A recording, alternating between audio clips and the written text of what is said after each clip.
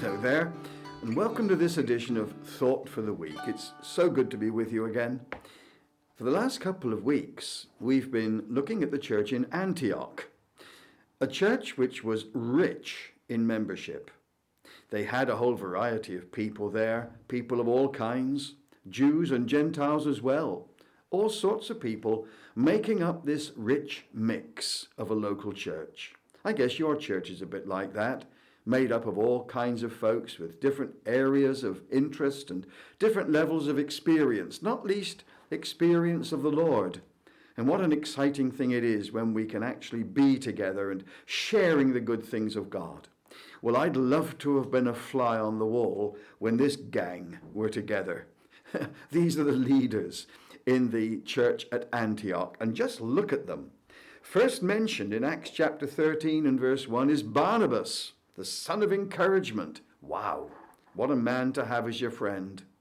Barnabas called Niger, Lucius of Cyrene, Manaen, who'd been brought up with Herod the Tetrarch, and Saul. What a rich group they were, so different from one another, and they were pretty intelligent men. Can you imagine how sometimes they locked horns as they were talking about the great truths of the Bible? Well, it always happens.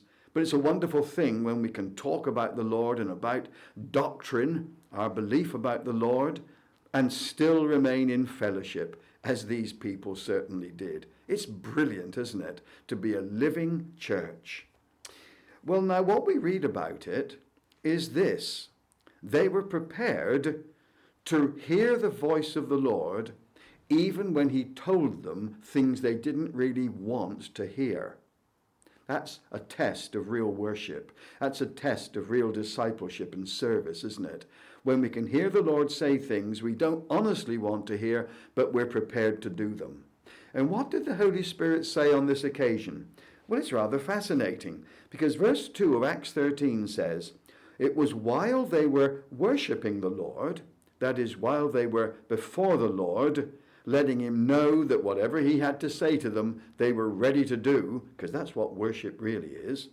While they were worshipping the Lord and fasting, going without food. Why would they do that? Well, they obviously sensed that the Lord wanted to say something important to them without knowing what it was. But they had to be sure that their spiritual antenna, as it were firmly tuned in to God. They wanted to be sure there was nothing hindering the reception, if you will. They wanted to know precisely what the Lord was saying. And that's one of the functions of fasting. It sharpens up your thinking, but it also sharpens up your spiritual sensitivity. And as they were worshiping the Lord and fasting, the Holy Spirit said, "Separate apart for me, set apart for me, Barnabas and Saul for the work to which I've called them." Shock, horror. That wasn't honestly what they wanted to hear. And I think it's terribly human that we read that they were so shocked, they wanted it confirmed. And what does Luke tell us?